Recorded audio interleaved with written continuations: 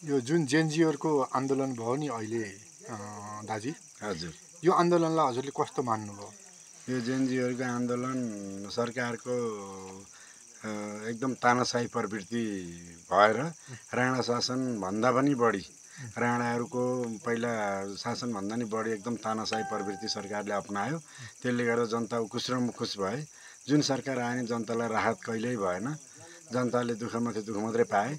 अनि जुन हाम्रा जेएनजी पुस्ताहरू छन् 13 वर्षदेखि 28 वर्षसम्मका युवाहरू, यी अब नाति पुस्ता भनिन्छ यिनीहरूलाई, यिनीहरूले अब फेसबुकमा, इन्टरनेटमा नेताका छोराछोरी कहाँ छन्, के गर्दैछन्, कसरी यिनीहरूले यस्तो रिल्याक्स जीवन बिताएछन्, हामी जनताले यति परिश्रम, यति दुःख गर्दा यति दुःख पाइराखिएको छ, आखिर किन हामी जनता किन माथि बढ्न सकिन्न?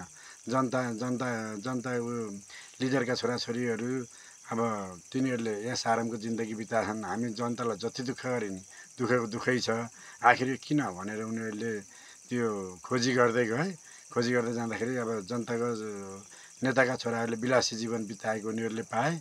अनि त्यो भएर एकदम उकुस र मुकुस भएर जनताहरूमा त्यो विस्फोटन भयो नि। हजुर, नेटहरू पनि फेसबुक, युट्युब त्यो खास गरी यो हाम्रो केपी सरकार, पहिलेको पिएमले, प्रधानमन्त्री केपी सरकारज्यूले आफ्नो जुन त्यो दमन नीति छ, त्यो दमन नीति फेसबुक, युट्युब, अब यो सोसियल मिडियाबाट सबै जनताले थाहा पाउने है, मेरो 84 मिसन सफल हुने भएन, मैले त्यसमा टिकट पाउँदिनँ, मैले जित्न सक्दिनँ भनेर त्यो अत्यधिक हिटलरको जस्तो उहाँले प्रवृत्ति ल्याएर त्यो सोसियल मिडिया बन्द गर्नुभयो। त्यसले त्यो सोसियल मिडिया बन्द गर्नाले त्यो उकुस र मुकुस भइराखेको थियो।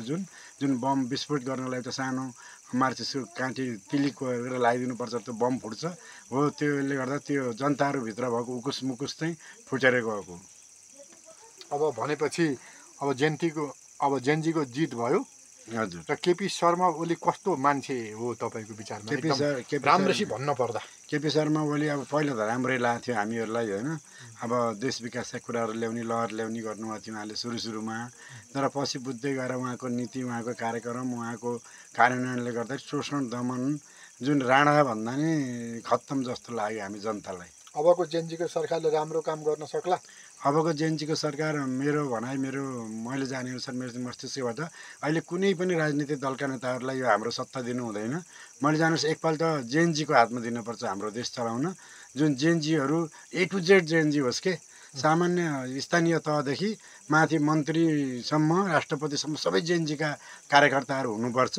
मैले जाने कुरो एकपल्ट जनताको, हाम्रो देश जनताको जेएनजीको हातमा जाओस्। जस्तै फिलिपिनमा, अरू देशमा नि 26 वर्षको युवतीहरूले शासन चलाएका छन्, कति राम्रो विकास भएको छ।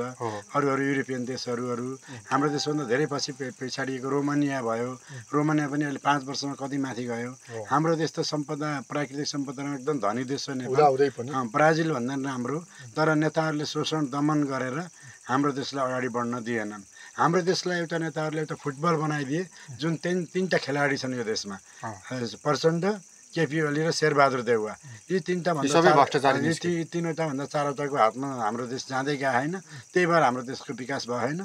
मैले जाने अनुसार अब सम्पूर्ण यो राजनीति, कुनै पनि राजनीतिक दलको नेताहरूलाई नराख्ने, सिर्फ जेएनजीको कार्यकर्ताहरूलाई दिने। जुन अहिलेको युवाहरू आएका छन्, एकदम होनहार युवाहरू, प्रवेश दाहाल। अब यो पटकको भोट हजुरले काङ्ग्रेस, एमाले, राप्रपा, माओवादीमा हाल्नुहुन्न? मैले यसपालिको भोट कुनै पनि राजनीतिक दलका नेताहरूलाई दिन्न र मेरो परिवारलाई पनि दिन्न।